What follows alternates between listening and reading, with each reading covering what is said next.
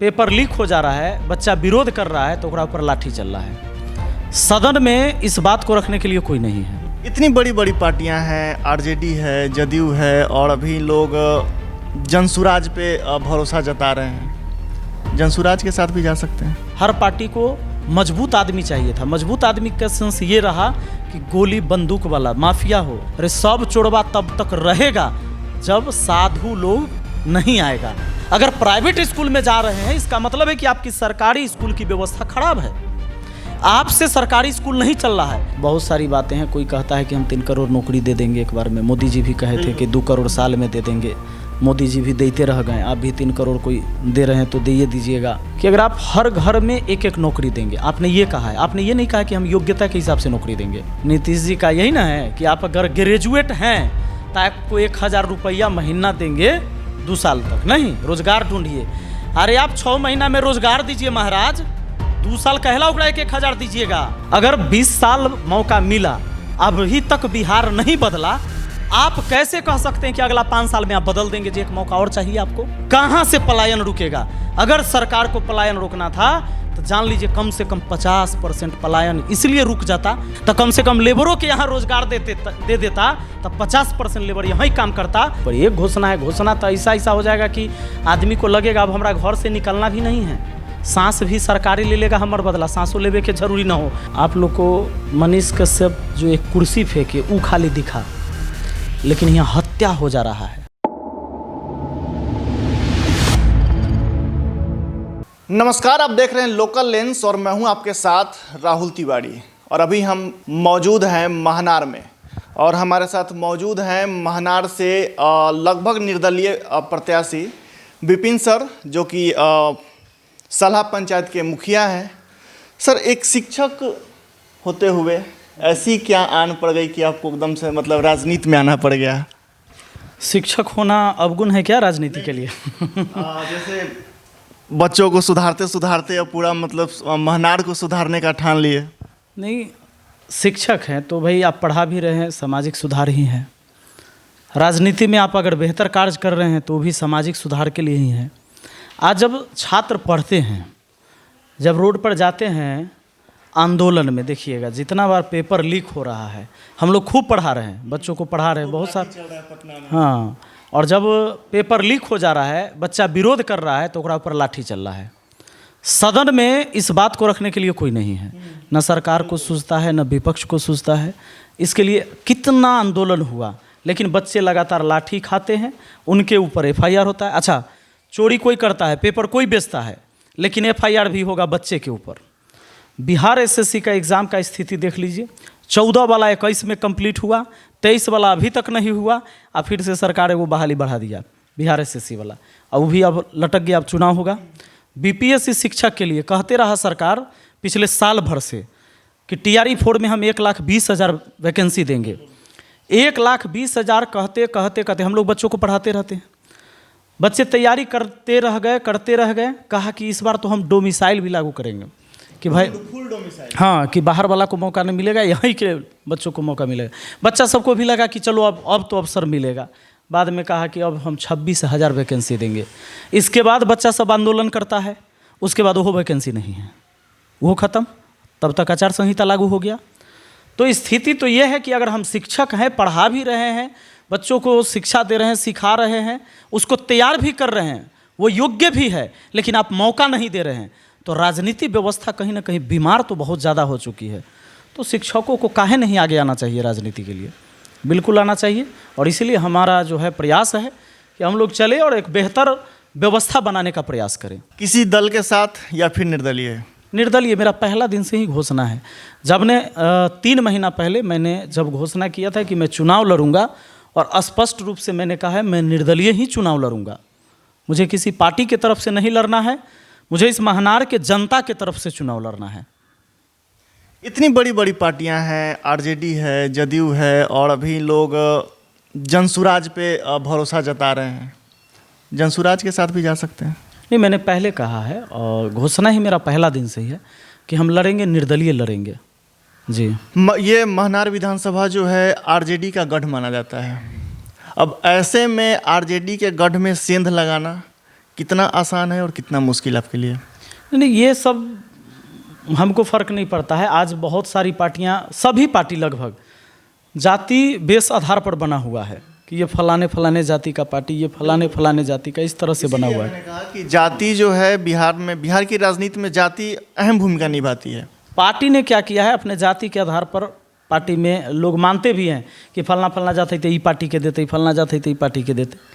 लेकिन हमारा जो बात है, हमारा सब जाति के लोग हैं, हर जाति के छात्रों को हमने पढ़ाया है। एक शिक्षक के लिए कोई अलग जात नहीं होता है। शिक्षक जब पढ़ाता है तो एक प्रश्न का जवाब सभी के लिए बराबर ही होता है, और हमारा काम करने का तरीका भी वैसा ही रहा है आज तक। जी। अच्छा, किसी पार्टी से ऑफर आया कि नहीं? नहीं, ऑफ़र तो आया है कई जगह से, लेकिन हमने पहले ही मना कर दिया है। आया है ऑफ़र आया है। आप जब विधायक बनते हैं तो आप अपने क्षेत्र में वो कौन से 5 काम होंगे जो सबसे पहले मतलब प्रायोरिटी पर रख करके उसमें बदलाव करना चाहेंगे? देखिए, सबसे पहले अगर हम बात करें तो यहाँ करप्शन, और ये करप्शन सिर्फ महनार में नहीं है, ये पूरे बिहार के अंदर, और पूरा बिहार का ये तो भारत के अंदर है। चूँकि हमारी राजनीति व्यवस्था इतनी खराब हो चुकी है।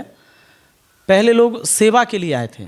शुरुआत, हमारा देश ऐसे आज़ाद नहीं हुआ होगा, कभी नेता लड़ने वाले भी रहे होंगे, तभी हम अंग्रेज़ों के चंगुल से बाहर आए। लेकिन उसके बाद क्या हुआ, वर्चस्व की लड़ाई हो गई। हर पार्टी को मजबूत आदमी चाहिए था। मजबूत आदमी का सेंस ये रहा कि गोली बंदूक वाला माफिया हो, अपराधी हो, जिससे लोग डरे और वोट करे। जब वो कहे तो उसके साथ 1000, 10,000, 20,000 लोग चलने के लिए तैयार हो जाए। ऐसे ऐसे लोगों का गैंग हर पार्टी के अंदर शामिल हुआ। धीरे धीरे जो अच्छे लोग थे वो साइड हो गए। इसलिए साइड हो गए कि एक मंच पर अपराधी और अच्छे छवि के नेता, अच्छे छवि के व्यक्ति, समाज सेवी नहीं रह सकते। उनको लगता है कि अपना इज्जत बचाना मुश्किल हो जाएगा। फिर धीरे धीरे साइड हुआ। हमारे समाज में एक विचार तैयार हो गया नया कि राजनीति गंदे लोगों के लिए है, राजनीति में अच्छा लोग को नहीं जाना चाहिए। कहते ही हैं हमारे बस का नहीं, हम पढ़ल लिखल आदमी हती, साफ सुथरा आदमी हती, राजनीति बहुत गंदा है। आप राजनीति से दूर हो सकते हैं, पर राजनीति आपसे दूर नहीं हो सकता है। अगर इस देश के अंदर व्यवस्था खराब हो जाए, आप कैसे बच जाइएगा? आप इस देश से बाहर निकल के अमेरिका में थोड़े रह जाइएगा। अगर यह देश ही डूब जाए, बर्बाद हो जाए, तो आपका क्या नहीं डूबेगा, आपका आने वाला फ्यूचर भी डूबेगा, आपका जो बाल बच्चा है उसकी भी दुर्गति होने वाली है। और राजनीति से आप साइड कर लीजिए। आप पढ़े लिखे लोग हैं, ज़्यादा समझदार हैं, आप खुद को साइड कर लीजिए, राजनीति आपको साइड नहीं होने देगा। ये बात तो पक्का है, खास करके बिहार में। बिल्कुल बिल्कुल। तो व्यवस्था ऐसी बन गई। अब धीरे धीरे अच्छे लोग तो आ नहीं रहे हैं, और अच्छे लोग जब तक नहीं आएंगे तो केवल इसके लिए आप थोड़े पढ़े लिखे हैं या आप समझदार हैं तो खाली बोले लेल, इल्ज़ाम लगावे लेल सरकार काम नहीं करता है, सब तक चोड़वे है। अरे सब चोड़वा तब तक रहेगा जब साधु लोग नहीं आएगा, नहीं आएंगे तो रहेगा ही, व्यवस्था खराब हो जाएगी। आज 2014 के बाद से देख लीजिए, लगभग 90,000 स्कूल, सरकारी स्कूल को मर्ज किया गया या बंद किया गया है। हमारे पंचायत का भी एक स्कूल उसमें आता है, मर्ज कर दिया गया, स्कूल वहाँ से हट के ख़त्म है। सरकार की दलील ये होती है कि भाई उतने स्टूडेंट नहीं हैं, शिक्षक ज़्यादा हो जाता है, हमको कॉस्ट आता है, तो जिसके वजह से या तो स्कूल को मर्ज कर दिया जा रहा है या बंद कर दिया जा रहा है। हम ये पूछ रहे हैं कि देश की आबादी बढ़ रही है कि घट रही है? अभी तक अभी तो हम लोग चाइना को पीछे, सब कुछ पीछे छोड़ दिए हैं। पूरे विश्व का सबसे ज़्यादा जनसंख्या वाला हम देश बन गए, चाइना को भी पीछे छोड़ दिए। आबादी बढ़ रही है यानी बच्चे का जन्म हो रहा है, उसके बाद भी आपको स्कूल बंद करना पड़ रहा है और बच्चे पढ़ने के लिए स्कूल में नहीं जा रहे। तो जा कहाँ रहे हैं? तो आप कहेंगे कि सर प्राइवेट स्कूल में जा रहे हैं। अगर प्राइवेट स्कूल में जा रहे हैं इसका मतलब है कि आपकी सरकारी स्कूल की व्यवस्था खराब है। आपसे सरकारी स्कूल नहीं चल रहा है, आपसे सरकारी स्कूल नहीं चलेगा तो आप ये कह के प्राइवेट कर दीजिएगा। आपसे रेल अच्छा से नहीं चलेगा तो उसको आप प्राइवेट कर दीजिएगा। तो जब सब कुछ आप प्राइवेट ही कर दीजिएगा तो फिर सरकार का है सरकारी रहेगा? नेता पेंशन ले रहेगा, सैलरी ले रहेगा, बॉडीगार्ड के ले रहेगा, बंगला और हवेली या हेलीकॉप्टर चढ़े ले रहेगा। सरकार भी प्राइवेट कर दो। जब सब कुछ तुम प्राइवेट ही कर रहे तो फिर तुम्हारी जरूरत कहाँ है? कल कहोगे कि भी संविधान भी नहीं रहेगा, कल कुछ नहीं रहना चाहिए, सब कुछ जो है अपने हिसाब से करिए। तो आज की स्थिति वर्तमान ये है, अगर मान लीजिए एक स्कूल 2 गांव में 3 गांव में स्कूल है, आप मर्ज करके एक गांव में कर देते हैं, सबसे ज़्यादा लड़कियों की शिक्षा पर इसका प्रभाव पड़ेगा। आप जान लीजिए जब गांव-गांव में स्कूल है, हाँ शुरुआत में जब भाई 2 गांव 3 गांव बाद कहाँ से जतई लड़की पढ़े, और सब लड़कियां नहीं जा पाती थी। बिहार में हम इस बात को मानते हैं, नीतीश कुमार जी आए तो सबसे ज़्यादा लड़कियां स्कूल तक पहुंचने लगी, इनकी कई सारी योजना रहा, हम लोग तारीफ करते हैं। देखिए देश का कोई भी नेता जो जमीन से उठ के आया है, नहीं जो जमीन से उठ के आया है खुद, जिसका बाप नेता अधिकारी नहीं रहा हो, जो खुद आया है, जो आंदोलन और क्रांति से पैदा हुआ है, उसने अपने जमाने में अपने समय में बदलाव तो जरूर लाया है, किसी न किसी क्षेत्र में बदलाव आया है, और नीतीश जी को हम लोग इसका धन्यवाद देते हैं।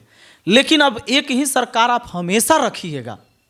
नीतीश जी का भी अब रिटायरमेंट का टाइम आया, जब सब चीज़ में रिटायरमेंट है, भाई सरकारें ने रूल बनाया कि आप आर्मी में हैं, आप सरकारी नौकरी में हैं, 60 साल हो गया आपका उम्र तो आपको, हाँ आप सरकारी टीचर हैं तो आपको हट जाना है। लेकिन एक पॉलिटिक्स के अंदर भाई जब तक आदमी मर ना जाए, उसकी इच्छा ना हो जाए, तब तक आप लगातार रहेंगे। मतलब सब जगह कैपेबल नहीं है इंसान काम करने के, और एक राजनीतिक ऐसी चीज़ है जिसमें कैपेबल रहेगा हर उम्र के लोग। ऐसे नहीं होना चाहिए। हर जगह से जब रिटायर हो जाते हैं तब चलिए कुछ नहीं तो आपको राज्यपाल बना देते हैं किसी, ये स्थिति है। ये चीज़ें जब तक बदलेगी नहीं, हमारा देश बेहतर दिशा में नहीं जा सकता है। इसके लिए नौजवानों को आगे आना होगा, शिक्षित लोग को आगे आना होगा। भाई शिक्षित लोग अगर आप अपने को दूर रखते हैं तो मूर्ख आप पर शासन करेगा। आप बता रहे हैं स्कूल की लेकर के बात कर रहे हैं, तो एक प्रशांत किशोर का कहना है कि जो भी बिहार में स्कूल है, प्राइवेट स्कूल है, जब हमारी सरकार बनती है तो हम क्या करेंगे कि सबको बंद कर देंगे। अब बंद करके जितना जो बच्चे हैं सबको हम प्राइवेट स्कूल में भेजेंगे, तब तक जब तक हम सरकारी स्कूल का व्यवस्था ठीक नहीं कर लेते। ये पता नहीं उनका क्या एजेंडा है, और चुनाव में बहुत सारा चीज़ होता है, आप जानते हैं।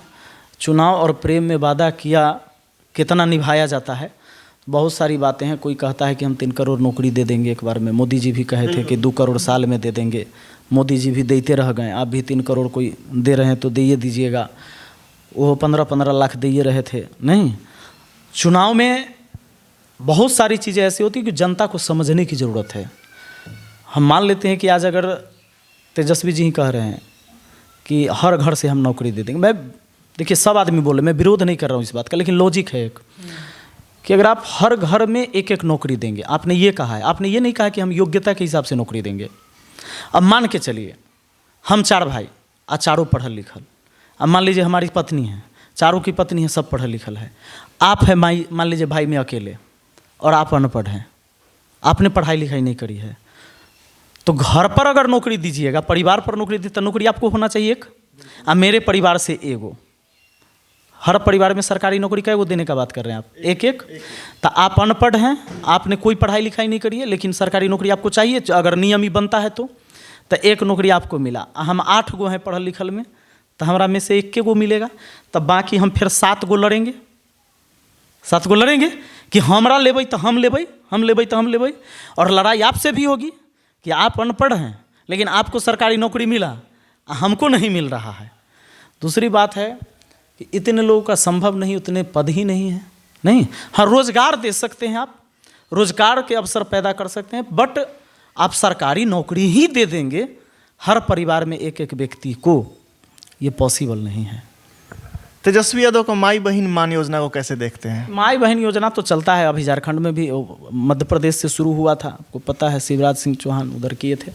सरकार दे सकती है, ऐसा नहीं कि नहीं दे सकती है। झारखंड में लगभग फेलियर है। देखिए फ्री का कोई भी चीज़ अगर करिएगा, बांटिएगा, तो कहीं ना कहीं स्थिति तो खराब राज्य का ही होगा।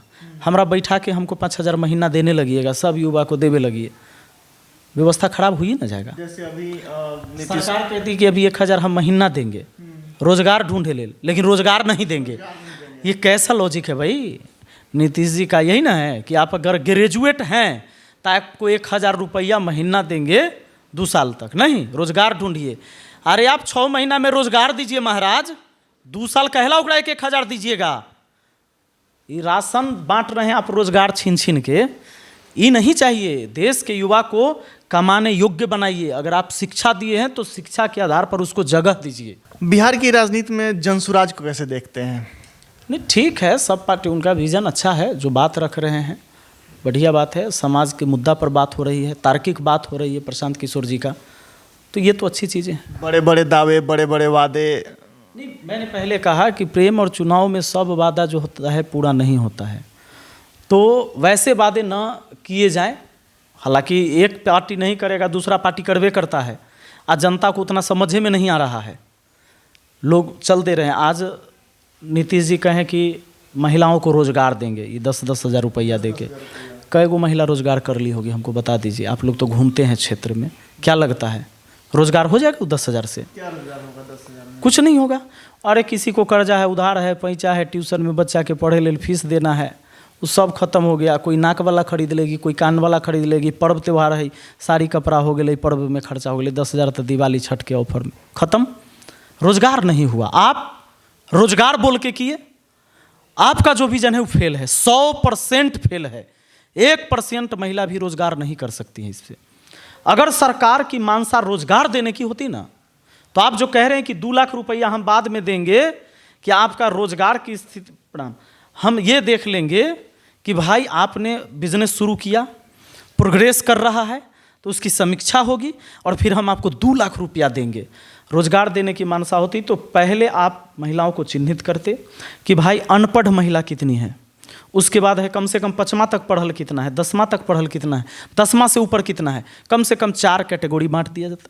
उसके बाद पंचायत स्तर पर ट्रेनिंग दिया जाता महिलाओं को, 10 दिन, 15 दिन, 20 दिन का एक ट्रेनिंग प्रोवाइड कराया जाता कि भाई अगर आप अनपढ़ हैं तो आप कौन कौन सा बिजनेस कर सकते हैं। पहले दिमाग में भी तो आइडिया होना चाहिए ना, कि पैसा लेकर चल दीजिएगा और बिजनेस हो जाएगा। पहले आइडिया क्रिएट किया जाता उनके माइंड में कि आप अगर अनपढ़ भी हैं तो आप क्या कर सकते हैं। आज देखिए अमेजन पर गोबर का उपला भी बिकता है, और गांव की महिलाएं जो अनपढ़ हैं वो भी उनको उपला, गोईठा हम लोग बोलते हैं, गोईठा ठोके सब के आता है। नहीं, अगर ये बता दिया जाए कि तोरा घर में कोई बेटा है, मैट्रिको पास है, कमाया जा सकता है, एगो अकाउंट बना लिया जाए, भाई ट्रेनिंग दीजिए ना, 15 दिन 20 दिन। अरे गोईठा तो ठुकरावे करता है, यानी प्रोडक्शन तो कर ही सकती है। अब उसको आइडिया दीजिए कि बेचा कैसे जा सकता है। नहीं, आप मार्केट कहाँ लगा सकते हैं, दुकान कैसे कर सकते हैं, ऑनलाइन कैसे, ऑफलाइन कैसे। पहले तो ट्रेनिंग, उसके बाद ये 2 लाख जो आप देने वाले, 2,10,000, ये 10,000 ना देकर 1-1 लाख रुपया सबको देते आप। पैसा आपके पास होगा तब ना बोले हैं 2 लाख तो बोल रहे हैं कि हम इंटरेस्ट पे इसके बाद देंगे, 10,000 फ्री में। तो हम कह रहे ठीक है इंटरेस्ट पर दीजिए, आप दीजिए तो उसको। गरीब आदमी को तो लोनो नहीं मिलता है जी, और लोनो मिलता है अडानी अंबानी के, और वो भागा है मेहुल चोकसी या विजय माल्या, लोनो ओकरे मिलता है। गरीब आदमी के तो लोन भी नहीं मिलता है, कहता है कि आपका सिविले सही नहीं है, अब चुकाइएगा कहाँ से, आप कमाइबे नहीं करते हैं। अगर सरकार दिवाती है 1 लाख रुपया भी मिलता, उससे बिजनेस होता। हम मानते हैं 100% महिलाएं नहीं सफल हो पाती, 20% होता, 100 में से 20 लोग तो धंधा करते, परिवार चलाना शुरू कर लेते। अगर 20% एक योजना से आपके लोग सफल हो रहे हैं, इसको 2-3 बार अप्लाई करते आप, 60% पहुंच जाता, तो कम से कम इतना योगदान होता और निश्चित रूप से यह योजना को सफल होता हद तक। लेकिन आप 10-10 हज़ार तो रिश्वत दिए हैं वोट के चलते, ऐसे नहीं बदलेगा बिहार। लोग भले ही कैसू वोट कर ले, सरकार किसी की भी बन जाए, व्यवस्था अगर खराब रहेगी तो कोई भी सरकार वही व्यवस्था चलवैत रहेगा। अब व्यवस्था नहीं सुधरेगा, ये बिहार कभी नहीं सुधरेगा। प्रशांत किशोर हमेशा बात करते हैं कि जैसे ही हमारी सत्ता आती है 1 घंटे के भीतर शराबबंदी हटा देंगे, यानी कि नीतीश कुमार का जो शराबबंदी है उसको खत्म कर देंगे। क्या लगता है ये उचित है बिहार के हित में? शराब या नशा, कोई भी नशा है तो उचित है ही नहीं कि आप खुलेआम कह दीजिए कि सब लोग दारू पीजिए, इससे बिहार आगे बढ़ जाए। उत्तर प्रदेश में तो दारू चालू है, तो कि वहाँ सब आइंस्टीन पैदा हो गया कि सब करोड़पति है वहाँ भेल। बंगाल में उत्तराखंड में घर घर नल से पहुंचाया जाता है। बंगाल में भी तो दारू चल ही रहा है, देख लीजिए बंगाल क्या गरीबी में नहीं जी रहा है। ऐसी स्थिति है। ऐसा नहीं है कि आप सिर्फ दारू बेचवा लेंगे तो मतलब बिहार बहुत तरक्की कर जाएगा या बिहार आगे चल जाएगा। पहले तो दारू बिकिए रहा था, वो बिहार तो पिछड़ते एकदम निचले पैदान पर चला गया है। सबसे ज़्यादा गरीब वाला राज्य में बिहार है। और फिर कोई सरकार अगर कह रही कि हमको जो वर्तमान सरकार, कि हमको फिर मौका मिलना चाहिए। अब कितना बेर मौका मिले, जब आपको 20 साल में आप बिहार को नंबर 1 गरीब राज्य बना दिए। एक व्यक्ति को 15 साल मिला ही, एक आदमी को फिर 20 साल मिला। अगर 20 साल मौका मिला, अभी तक बिहार नहीं बदला, आप कैसे कह सकते हैं कि अगला 5 साल में आप बदल देंगे? जी एक मौका और चाहिए आपको। हमारे बिहार के पिछड़ने का कारण भी रहा सीमित दलों का वर्चस्व रहा, ये सबसे बड़ा कारण है। बदहाल शिक्षा की व्यवस्था, बदहाल शिक्षा व्यवस्था हमेशा से रहा है। आज देखिएगा, ये दीवार है ना, आप दिखाइए, दीवार पर दिखाइए भैया कैमरा। तो एक पहले दीवार जोड़ल तब पहले एक प्लास्टर होल तब पेंट होल, पीछे भी दिखी रहा होगा। सबके नेता के घर में, मंत्री के घर में, आपके घर में, हमारे घर में कोई छत का घर बनाता है तो पेंट ऐसे होता है। सरकारी स्कूल में जब जाइएगा तो देखिएगा दीवार जोड़ा के एगो ललका रंग से रंग दिया जाता है, प्लास्टर नहीं होता है। उसमें देखिएगा दीवार में ऐसे गैप दिखाई देता रहेगा आपको, बाहर से दिखा है कि नहीं दिखा है। सरकारी स्कूल में सब एगो दूसरे कलर है, एगो रंग आता है, ललका रंग ऐसी रंग देता है। हम कह रहे हैं जहाँ शिक्षा को सबसे पीछे रखा गया हो, वो बिहार कहाँ से बदल सकता है? बच्चों की छात्रवृत्ति आप बढ़ा दिए, 600 वाला के 1200, 1200 वाला के 2400, 1800 वाला के 3600। अरे छात्रवृत्ति खाली बढ़ावे से नहीं होगा। आज स्कूल के अंदर शौचालय नहीं है, स्कूल का छत झड़ कर गिर रहा है, स्कूल का पाठ्यक्रम जो है आपका अपडेट नहीं हो रहा है, बहुरंगीय शिक्षा व्यवस्था है। सीबीएसई बोर्ड में अलग किताब पढ़ाया जा रहा है और आपके बिहार बोर्ड में अलग किताब पढ़ाया जा रहा है। फिर गरीब के बच्चा, अधिकारी के बच्चा, नेता के बच्चा को समान जब शिक्षा नहीं मिला तो समान प्रतिस्पर्धा कहाँ हुआ? जब समान एजुकेशन नहीं है तो समान कंपटीशन नहीं हुआ, समान मौका नहीं मिला उसको। आप एजुकेशन पहले गड़बड़ दे रहे हैं। जब तक आप समान शिक्षा नहीं दीजिएगा, हमने पहले कहा आज बच्चियों के लिए स्कूल में शौचालय नहीं है जी, सब जगह पीने के लिए पानी नहीं है ढंग से, नल जल वाला पानी जाता है। अब बिजली कटल है तब बच्चा घर भागता है पानी पिए ले, स्कूल में पानी नहीं है। ऐसी स्थिति है, कैसे होगा ये? आप सब जगह का चापाकल खत्म करवा दिए, नल जल लगवा दिया, बिजली पहुँच में पाइप फूटल है, जहाँ तहीं फटल है, 7-7 दिन 10-10 दिन तक स्कूल के अंदर पानी नहीं पहुँच पा रहा है, और सब जगह के चापाकल खत्म कर दिए। ऐसे नहीं होगा। ये छात्रवृत्ति बांटने से खाली शिक्षा व्यवस्था थोड़े सुधर जाएगा।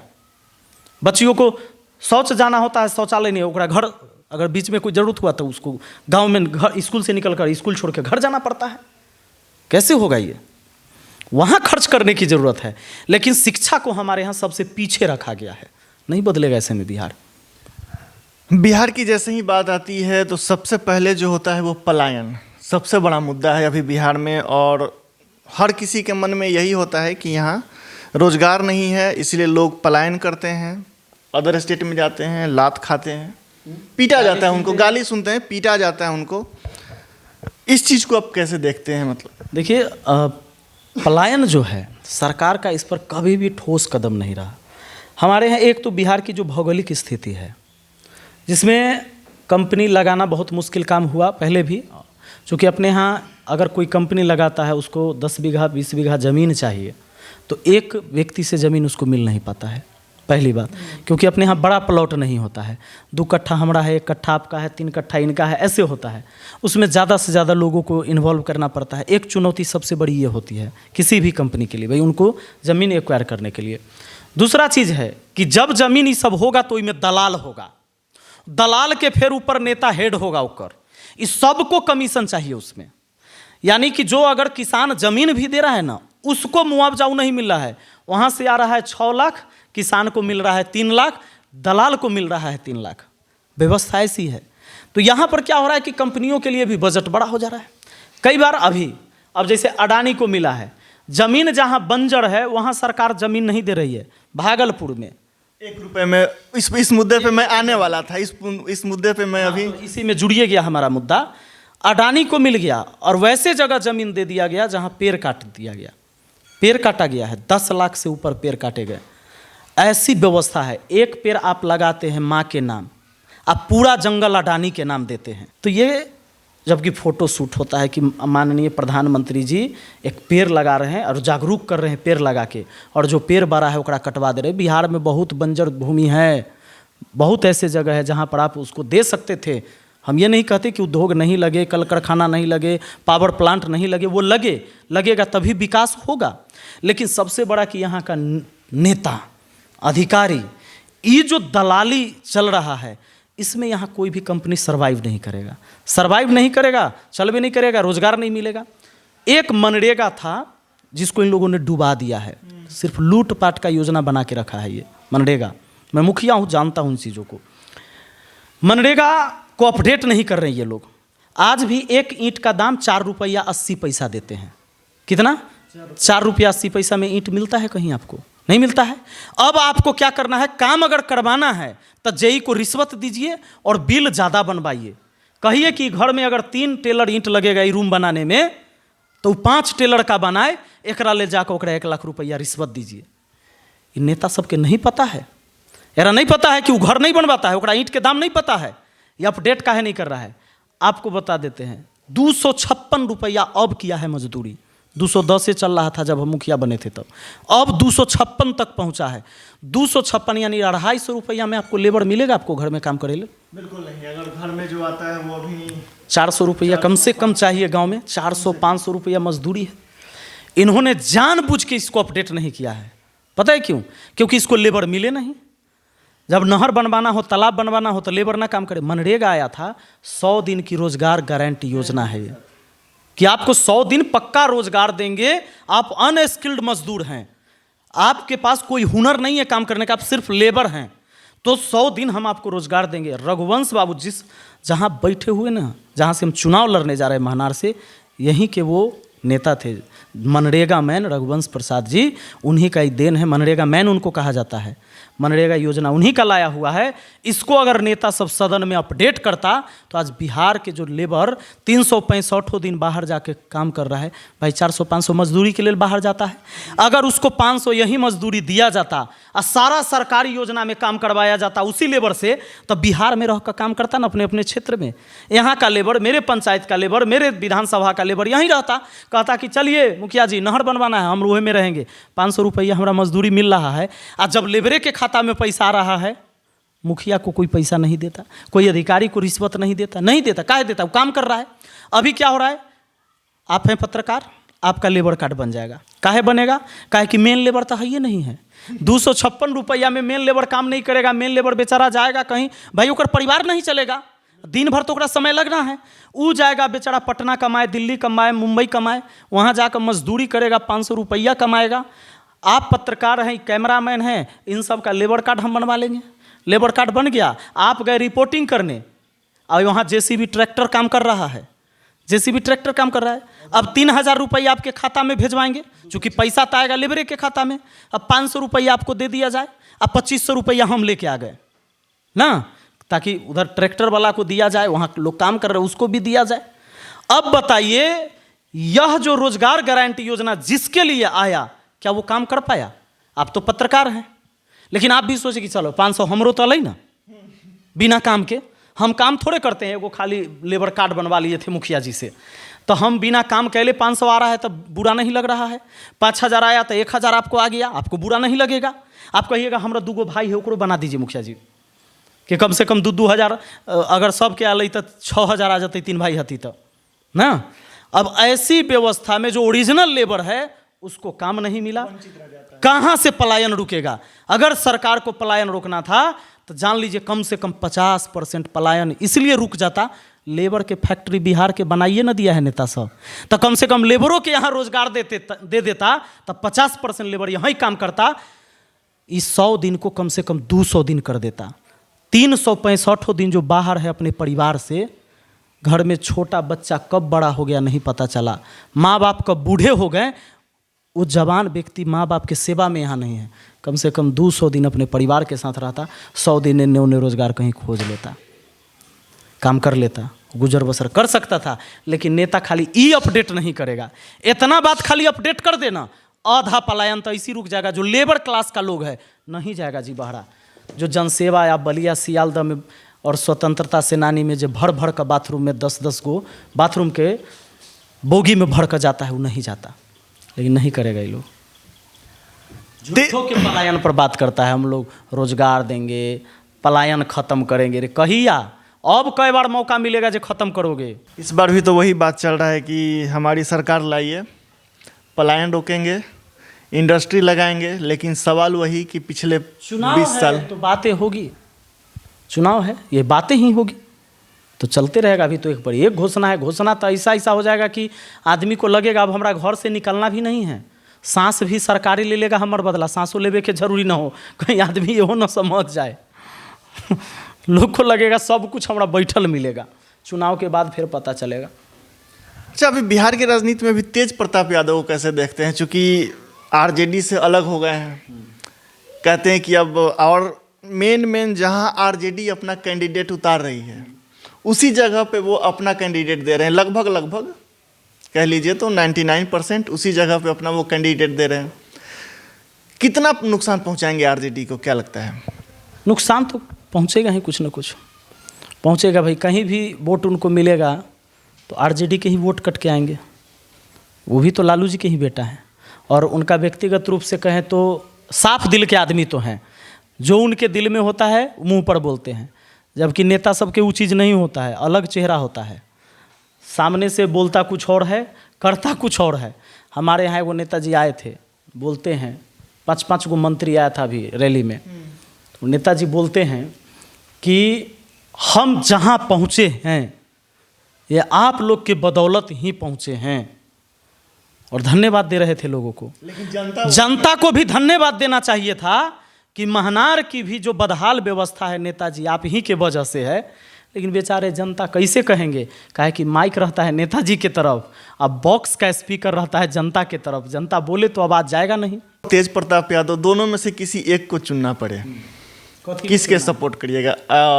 बेशक राजनीति में है, निर्दलीय लड़ रहे हैं तो हमको चुनने की ज़रूरत ही नहीं है, दोनों लोग ठीक हैं, सब ठीक है। मोदी जी खराब थोड़े हैं, मोदी जी खराब रहते तो देश के प्रधानमंत्री लोग बनाइए देता। एगो हमारे खराब कहने से मोदी जी भी खराब नहीं होंगे, काहे कि अगर देश के प्रधानमंत्री बने हैं तो लोगों के समर्थन से बने, लोकतांत्रिक व्यवस्था है।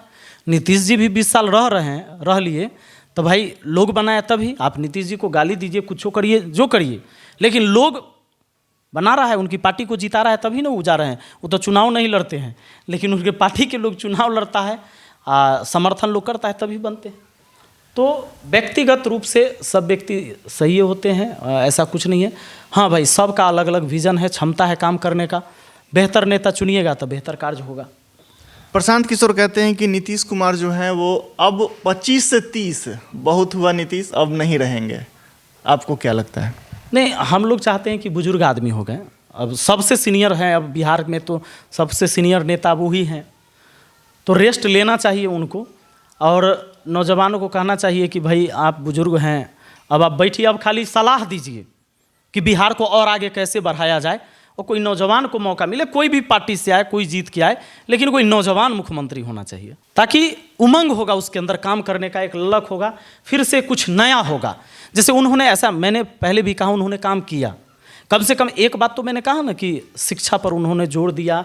जो बच्चियाँ घर से नहीं निकली थी, जो लड़कियाँ वो स्कूल तक गई, कॉलेज गई, पढ़ी, शिक्षित हो रही है। और जब लड़कियाँ शिक्षित होती तो अगला पीढ़ी भी शिक्षित होता है। जिसकी माँ पढ़ी लिखी है, देखिए ओकर बाल बच्चा ऑटोमेटिक पढ़े लिखे लगता है। मेरी माँ पढ़ी लिखी थी, मैट्रिक पास थी, तब हम जाके पढ़े लिखे हैं। बाप अगर पढ़ल लिखल है, माँ कम पढ़ल लिखल है तो कम फर्क पड़ता है, लेकिन माँ ज़्यादा पढ़ल लिखल है तो बाल बच्चा पढ़ता है।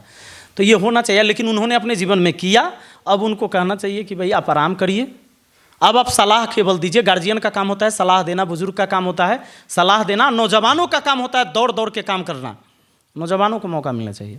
मनीष कश्यप को कैसे देखते हैं? जब ही बीजेपी में उनका जो विवाद हुआ, उसके बाद अब जनसुराज ज्वाइन किए। जनसुराज में भी एक वीडियो आ रहा था कि कुर्सी उर्सी फेंक फाक के भागे वहाँ से। तो क्या लगता है जनसुराज में भी उनका, बिहार की राजनीति में उनका भविष्य है? कैसे देखते हैं मनीष कश्यप को? मनीष कश्यप को हम लोग आँख से देखते हैं। अरे वो तो ठीक है, आँख से सब लोग देखता है। आप लोग को मनीष कश्यप जो एक कुर्सी फेंके वो खाली दिखा, लेकिन यहाँ हत्या हो जा रहा है ना। एक पर एक नेता के ऊपर हत्या का केस है, आरोप है कि प्रशांत किशोर जी सम्राट चौधरी का पोल खोल दिए हैं, जो हत्या में था, नाबालिग वाला सर्टिफिकेट लगा कर निकल गया। आप पूरा देख रहे हैं कि नहीं देख रहे हैं? तब इस सब चीज़ पर भी ध्यान देना। जो कुर्सी फेंका गई कौन बड़का बात है? हो सकता है कभी गुस्सा आपको भी आता होगा, हमको भी आता। ऐसा थोड़े है कि गुस्सा कभी आपको नहीं आता होगा, और किसी कौन सी बात रही होगी क्यों उधर कुर्सी फेंके। यहाँ तो सदन में लात जूता चलता है जी। मनीष कश्यप कम से कम सदन में केकरो गाली तो नहीं दिया है ना, लात जूता नहीं ना मारा है बेचारा। सदन में थोड़े गया, और कुर्सी अब ट्रेन होल ही होती है केकरो से झगड़ा लड़ाई। लेकिन थोड़ा सा संयम रखना चाहिए इनको। अच्छा, एक समय में देखा जा रहा था कि मैं भी लंबे समय से देख रहा था कि आपका और मनीष कश्यप का बड़ा स्वीट रिलेशन था, लेकिन मतभेद कैसे हो गया? विचार का लड़ाई है खाली, और कोनो हमरा सबके गोली बंदूक के लड़ाई थोड़े है। जब आपका विचार पसंद नहीं आएगा हम विरोध करेंगे, हमारा विचार आपको पसंद नहीं आएगा आप विरोध करिएगा। हमारा विचार कोई मुद्दा पर सही है तो चलेगा, उसमें समर्थन रहेगा। लड़ाई विचारे के ना है। आखिरी सवाल है हमारा कि अभी आप निर्दलीय चुनाव लड़ रहे हैं, जब जीत जाते हैं तो फिर किसी पार्टी में किसी न किसी पार्टी को ज्वाइन करना होगा, जाएंगे इम्प्लीमेंट करने के लिए, वादों को लाने के लिए। जैसे हम कह रहे हैं एकदम ये संविधान में रूल है, नियम है, तो फिर हम स्वतंत्र हैं ना। अभी तो नॉमिनेशनों नहीं हुआ है, चुनाव भी नहीं हुआ है, और ये भी नहीं है कि हम ही जीत जाएं। इसके तो गारंटी ना हम दे सकते ना आप दे सकते हैं ना। देखा जाएगा, जब बीमार होता है दवाई तब खाता है लोग, जब स्वस्थ हैं तो दवाई खाने की ज़रूरत नहीं। तो भविष्य की चीज़ें भविष्य पर छोड़ दीजिए, क्या होगा नहीं होगा इतना आगे तक हम लोग नहीं जानते हैं, और ईश्वर तो है नहीं कि मुझे भविष्य देखने की ताकत है। वर्तमान में बेहतर करने का प्रयास कर रहे हैं तो उम्मीद करते हैं कि कुछ बेहतर होगा।